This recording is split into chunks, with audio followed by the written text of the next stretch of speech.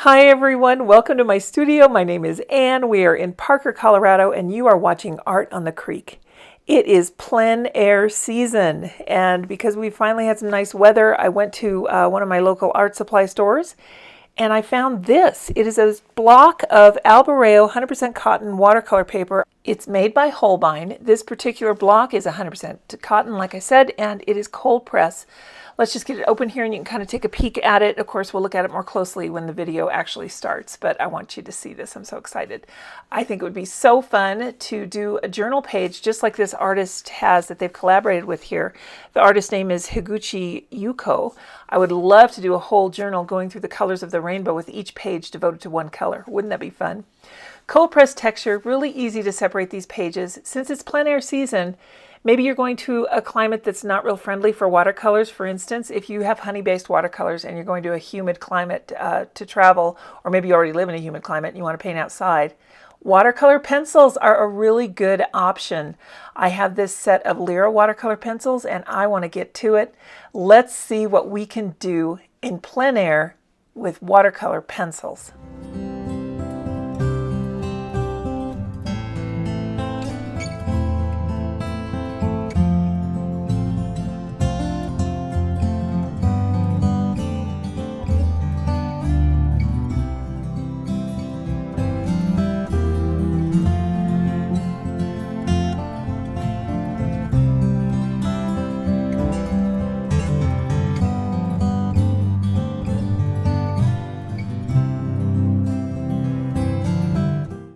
Well, I know, I got you all excited about plein air, and here we are looking at a photo. Well, let me tell you why. It is springtime in Colorado, and the weather has been completely unpredictable, which is pretty predictable for springtime in Colorado. So it's a little too soon to go out and have nice, beautiful views like this. This was probably taken in the summer or early fall. Leslie, one of our channel members, sent me this photo to use as a reference. Thank you so much, Leslie. It is of Pinewood Reservoir at sunset, and that, in case you're interested in going, is in northern Colorado, just west of Loveland. So what I've got going today is coffee because it's cold. It's another cold day, and it's May, and I'm still wearing a sweatshirt, and I'm not happy about that, but you know, we will sally forth. These are the Lyra watercolor pencils. I've got a review of the Albireo watercolor pencils, and I think I actually reviewed these as well. Albireo are my favorite right now. I really have heard excellent things about Caran d'Ache Museum Aquarelle. You know, the thing about a watercolor pencil, you just need the pigment to come off well and reliably. And this is a professional quality set for travel. This is the set that I bring. I leave my Albireos at home, and it's not that these are dispensable. It's just that I think I would be a little bit more upset if I happened to lose or some damage happened to some of my my Faber-Castell watercolor pencils. I'm sure you guys feel that way about some of your art supplies. Those of you who are keen to notice every little thing will figure out that I have that block of watercolor paper sitting in the lid of the tin of these watercolor pencils.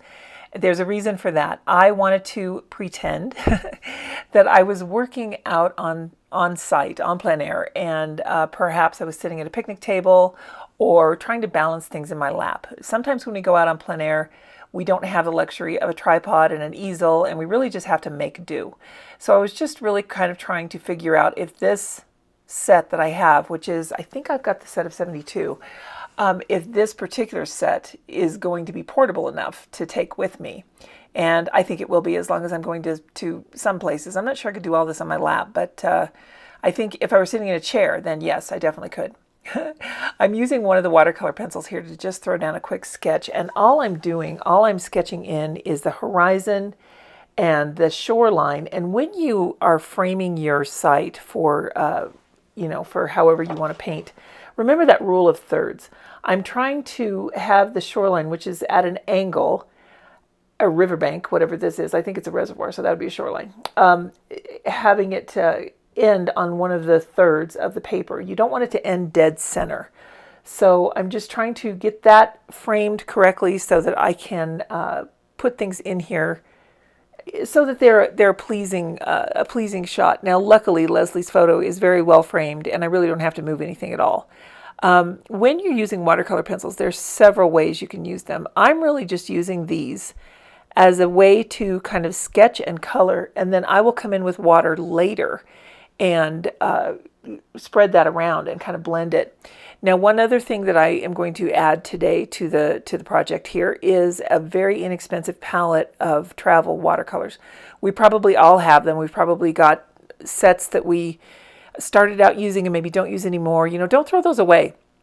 Those are really good sets. If you have a student grade set and you're no longer using it, or if that's what you use, you know, and you want to bring it with you, it's really, really nice to be able to do that, because if you have a set that is not all that precious financially, then, or something that's okay to replace, those are the materials that you might want to bring with you when you go out camping or hiking or, you know, wherever it is that you're traveling to. If you're traveling to some place where you're going to be, you know, in a building all the time and maybe have a little bit less rugged surroundings, then I wouldn't worry so much about damaging my supplies. But, you know, when you're hiking and maybe you drop something, and if it goes down the mountain, you know, bye-bye.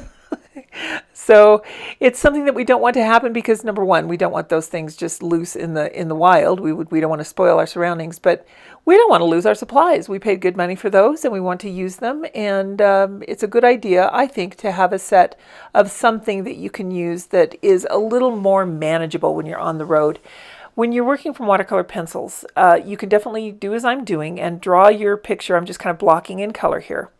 Draw that, and then we'll go in with water to get the first wash layer in. You can also draw on wet surfaces. You can draw on damp surfaces. You can put the tip of the pencil near a wet brush and kind of agitate that and get a little puddle of paint that you can just use to paint like regular watercolor. There are so many ways to use these. They're very versatile. My test palette here, where I did all the samples, all of the swatching, I put salt on those, and as you can see, the salt does react. So these are lovely, lovely to have, lovely to use. And this Lyra brand is really quite nice. I really do enjoy it. And it's, like I said, if it's something that you're looking to go to a professional grade supply, but maybe you don't want to spend the money on something like a Caran d'Ache or a Faber-Castell, consider Lyra. They have a lot of products that are really quite nice. They even have something like the Neocolor 2s. It's kind of a water-soluble wax crayon or a water-soluble pastel. They really have some good products. You know, you may not get the same pigment payout, but it will work so closely and so well, and you will have the feel and experience of using professional supplies. So let's skip ahead, and I will show you where we are blending this all together. You can see you just lay this color down where you want it, and we can make tons of changes later. This is a very free, very loose media. I really, really like it. While I was creating this, like I said, I was really trying to imagine what it would be like if I were truly en plein air and doing this out in the open. I would have water brushes with me. So I wanted to see how well these blend on this paper with water brushes. So I've got my collection of water brushes here, my favorite ones. I have several, but these are my favorite ones, and I keep them in my little plein air bag. I can link to everything that I'm featuring here in the description below. They will all be affiliate links. However, I really appreciate that if you decide to do some shopping or looking for art supplies through those links, because no extra cost to you, but they will benefit my channel. And every click, every share, every comment, like, all of those things that you do, if you decide to become a member of the channel, all of those things that you do really do help to keep art on the creek, on the air, and thriving. And it also helps me to purchase more supplies just like these, so that I can continue to review things and demonstrate art supplies for you guys. So we're just using this water brush here, and I think I just used this brush for the entire piece. That's another thing to note. Maybe you don't need to bring a whole lot of water brushes. Maybe just one with kind of a medium to large point would work. This particular one is the smallest that I have. I want to say it's probably somewhere between a 4 and a 6. This is the one that I have that I think was made in Japan, and it opens the opposite direction. Then, you know, how we turn things right to close them, and we turn them to the left to open them here in the United States. And this one goes the opposite direction. So I always have to go through the little brain process of remembering that when I open this pen, but I love it. This is a really nice one. The filament works very well, and you can see the technique that I'm using here is I'm almost scrubbing. I really do that technique when I work with watercolor pencils, because I like to loosen that heavy pigment deposit from the nooks and crannies of the watercolor paper. I really recommend, if you're going to use any kind of a pigment stick, that you use a brush with a filament that is not, squirrel or sable. Save those for your watercolors. Use something nylon, Taclon, something with a little more resistance, because you want that firmer filament to be able to agitate that deposit of pigment. Now, in some cases, you're not going to get the pigment lines to go away completely. Some brands do that better than others, I have found. And for me, like I said, my favorite is the Albireo, but these are a really great option. I have not been disappointed with these. I do have my favorites, but these are the set that I decided to get the bigger set of. I only have, I think it's the set of 12 of Albireos, and I keep those in the studio. These I take everywhere with me. I keep the little plein air kit, the zipper bag that you saw, I keep that in my car. I wouldn't keep paints in your car though, because cars get so hot in the summer and they can also get very cold in the winter. That may not be good for your paints. But the little pack of supplies, the brushes, the sketchbook, some clips, I do keep that in my car unless the weather is really extreme. So these brushes are in there. And I think I'm going to go ahead and put these watercolor pencils in the car as well, because it is just so easy to take them out, make a little sketch, and use them. And you'll see for our first layer, our first wash here, it goes on, I think, nicely pale, so that you can come back and make those layered definitions like we do in watercolor when we come back in and do glazes over glazes. So let's see what we can do with what we've got here so far. This is the watercolor set that I've chosen to throw in my bag for this summer. It's a set of 12. It's by Graby. I do not know if they still have this one. If they do, I will link to it. I'll put a little card up in the right-hand corner here. I did a review of this set, and there in that review description, there's a coupon for this set if it's still available on their website. So I really like this one because it is 12 half pans. The paints re-wet really easily. I never have to worry about, bringing an additional spray bottle. The water in my brush has always been enough, and a water brush. I've really enjoyed using this in the car for plein air. I've had it in there for several months now, and I've never been disappointed. It's just always been a great performer. It came with a little graphite pencil that's just a stick of graphite that has a cap on it, which is really nice. It also came with some small sheets of watercolor paper, which worked out very well, and a pen. It was a kind of a Fude nib liner pen that also worked very well, and I have since incorporated that into my regular pens, because in my my studio pens rather, because in my plein air kit I do have a fountain pen that I carry with me, one that just works very well with cartridges, and I've just had that in there from the get-go and never saw a reason to change that out. So yeah, a pigment liner or a fountain pen would be great to add to your plein air kit. So you can see here, I'm going in, now this was still damp from the blending that I did with the watercolor pencils. So everything that I'm putting down here is really working together with those watercolor pencils. The layers that we have down will continue to show through because watercolor is transparent, and it will help to add nuance to these next layers that we're adding on with the pan watercolors. Now let's just talk a minute about what kind of paper you should bring with you when you are on plein air. Probably most cases you would want a journal. This block is very, very convenient, so don't discount them. You might need a place to put your paintings once you have taken them off of the block. The thing that I really like about a block is that it folds over so nicely and acts as an easel. I do recommend 100% cotton paper for your plein air because it holds onto the moisture better. And when you're out in the elements, especially here in Colorado where it's so dry, if I were to use a wood pulp or a cellulose paper, and there's nothing wrong with those, absolutely nothing. But if I were to use those, I would kind of need to paint a whole lot faster or really be aware that things are going to dry very, very quickly on me. So having a paper that has some or all cotton, I think is really nice. It's just a nice thing to do yourself a favor with if you're going to be painting outside. In this case, this cotton paper is really holding onto the moisture well, and I really do like this block format because it kind of acts as an easel. Like I said, not everyone has a tripod or a situation where it's really easy to stand and paint. Well, if you've got something that's got a really firm back like this, and you don't have to hold a book open, this might be your answer. So don't discount watercolor blocks. I know we talk about journals a lot, but something like a block is often really good to have. That's why I also like those B spiral bound watercolor journals, because they are, you can roll that cover completely to the back, and you've got like an already built-in easel there for you if you want to prop it up, or if you want to just hold it in your lap.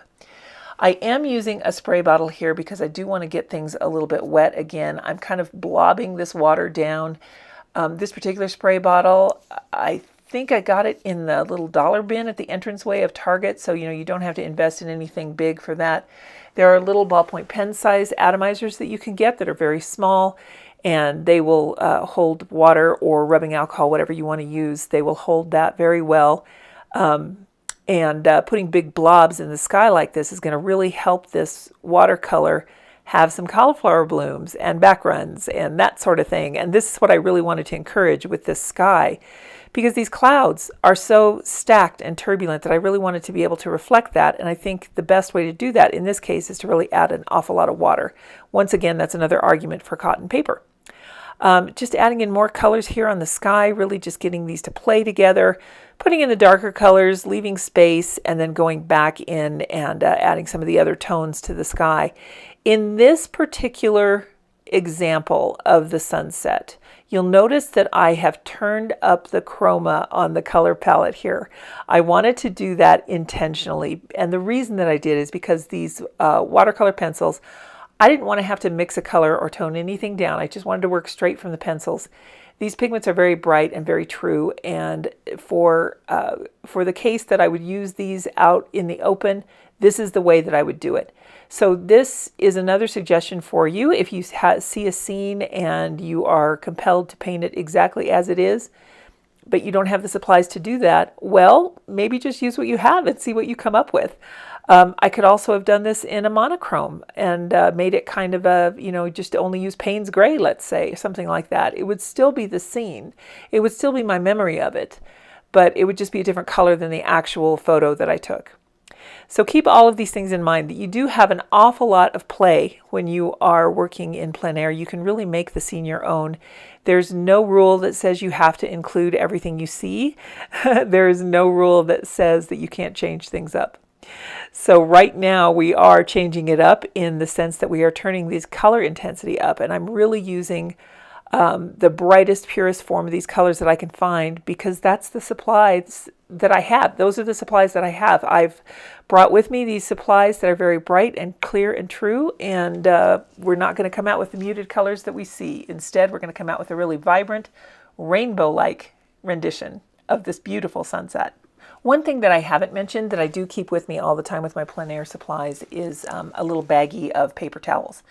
The paper towels that I have, I can fold them into fourths, and in half and then in half again. They fit perfectly in a quart-sized Ziploc bag, and that's great for me because then I can make sure that my paper towels stay nice and dry so that they're ready for me each time I want to use them. I'm just going to finish up the sky here, and then let's do some fun work on the water and the foreground. And you can see the difference between using the watercolor pencils and to put our base layer down, and then to come back with these vibrant watercolors. We really are punching this up and taking it to the next level. But don't worry, we're not done with the watercolor pencils yet. There's still a lot of fun we can have with those. When you're working on water, like a scene like this, consider what's being reflected.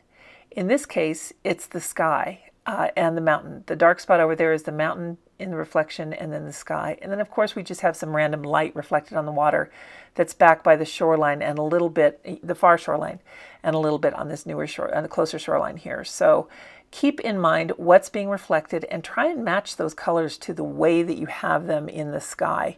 It doesn't have to be perfect, it doesn't have to be exact, but we're going to kind of just put these down in a streaky horizontal motion and really try and replicate the sky extremely loosely, because we can't really see the sunset in the water, although we can see its reflection. And that water has an awful lot of texture to it. There's a lot of waves on the surface, and that's going to disrupt what we see. So don't worry about making an exact mirror image of what you've just created.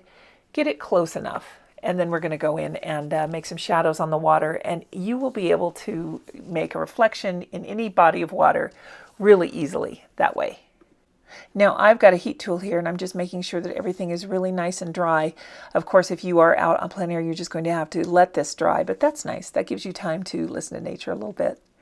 Now I'm going to go in and I'm going to use a little bit harder pressure this time. I'm going to kind of add some vertical up and down scribbles to kind of suggest trees in the background. And I'm really noticing that in the reference photo, there's an awful lot of blue in these mountains that are far off.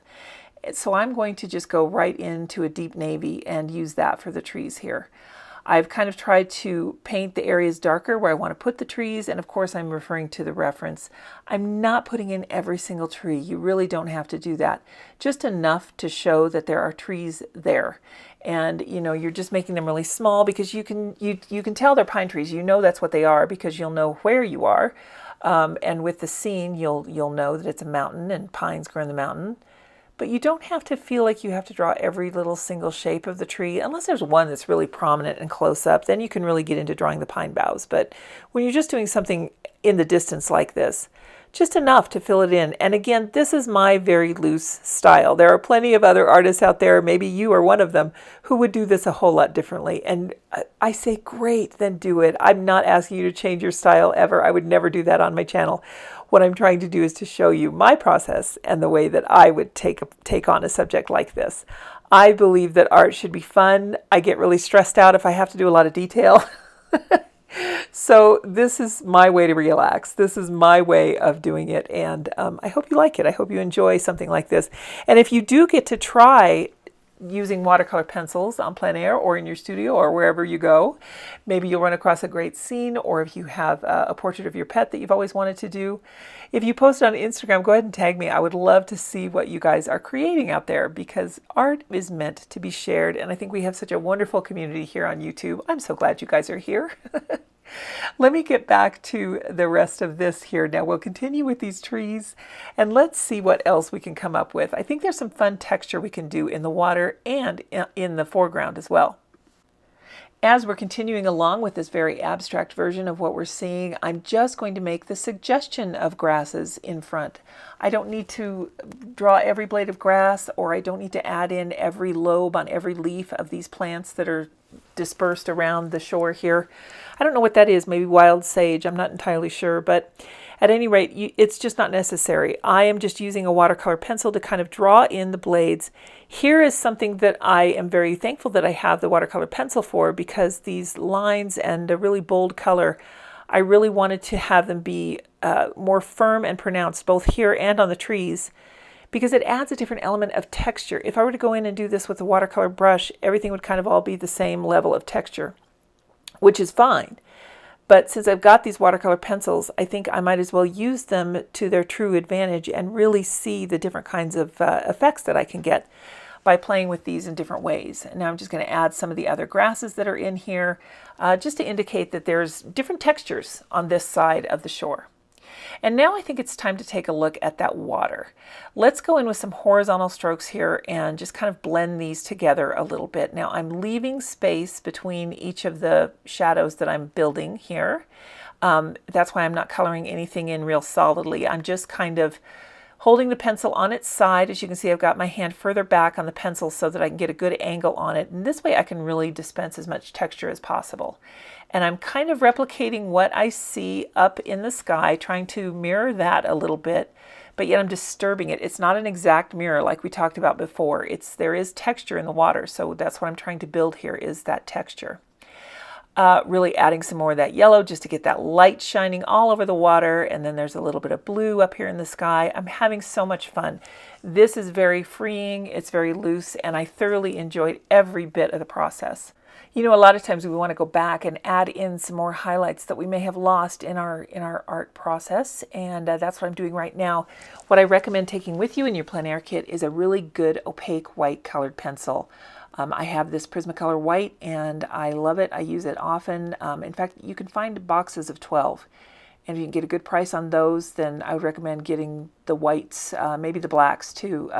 They're just really opaque, good to have, and you can throw one in your bag and not worry about it. Now I'm going to go back and just make sure I've got everything just the way I want it, and then we can go ahead and take the tape off.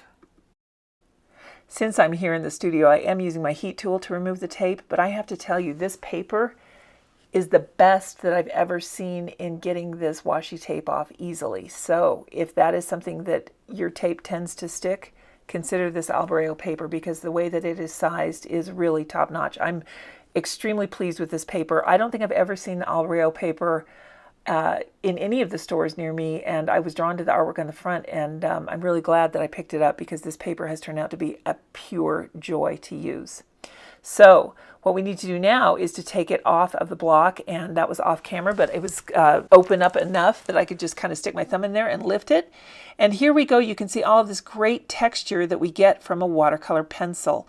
Look at the depth of field that we can create. It's something that is really freeing, and you're not limited to a very small, very tiny little space. Look at all of that texture. It's so nice, and I'm pleased with this paper, very, very pleased. The texture is random enough, and it's very smooth. It's a very fine grain cold press, a little bit smoother on the back than it is on the front, but of course you can use both sides. And yeah, that's a win. I really enjoy using the watercolor pencils on this. I'm definitely going to look for that Albireo paper in the future. And I hope that you guys really enjoyed considering some plein air using watercolor pencils and a very affordable watercolor palette to take with you. And Leslie, thank you again so much for sending me your photo of Pinewood Reservoir. I can't believe the pinks in the sunset. I hope you like this version where I turned up the chroma a little bit and took some pretty big artist license and change that sunset around. Next week, what we're going to do on the channel is go through a different way to paint this with a different art supply that you could also take with you very easily on plein air. And we're going to use an entirely different palette. So we're going to come up with a definitely more true to the way nature intended color palette next week. But for this week, go ahead and sign your painting. Make sure that you date it. It's such a great memory to look back on, no matter where you are in your artistic journey. It's such a good way to record your progress. My friends, I hope you really enjoyed this today, and I hope you all get out and do some plein air. Stay safe. Have a great week, and we will see you next time. Take care, everybody. Bye now.